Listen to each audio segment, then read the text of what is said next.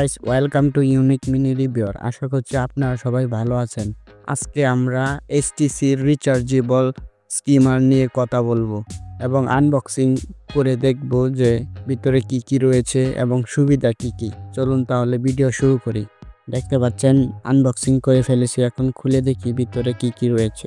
বক্সের চারিপাশে গুরুত্বপূর্ণ কিছু ইনফরমেশন রয়েছে, সেখান থেকে আপনারা কিছু পড়ে নিতে পারেন চাইলে।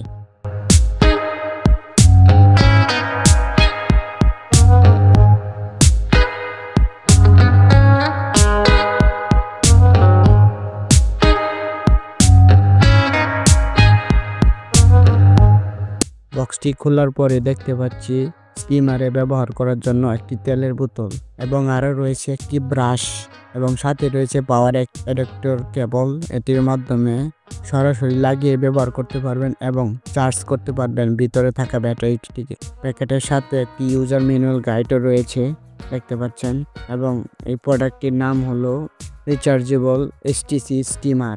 মডেল হচ্ছে AT 522 এবং ব্র্যান্ড হচ্ছে এইচটিসি।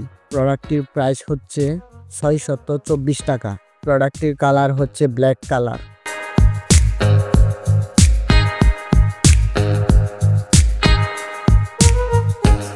এবং চলুন অন করে দেখি কিরকম নয়েজ হয়।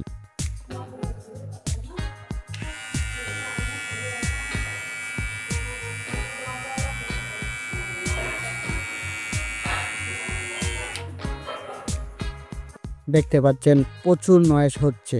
এটা নতুন অবস্থায় প্রচুর নয়েজ হয়, তবে তেল ইউজ করলে নয়েজ কমে যাবে।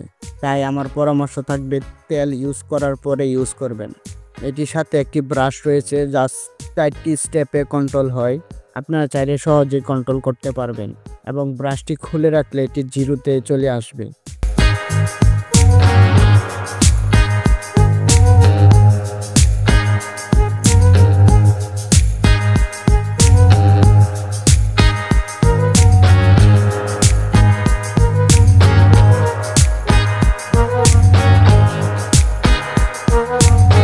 চলুন স্টিমারটির ওয়েট মেপে দেখি কত গ্রাম। দেখতে পাচ্ছেন স্টিমারটির ওয়েট 118 গ্রাম, যা তুলনামূলক অনেকটাই হালকাই বলা যায়। তাহলে সহজেই ব্যবহার করা যাবে এবং ক্যারি করা যাবে।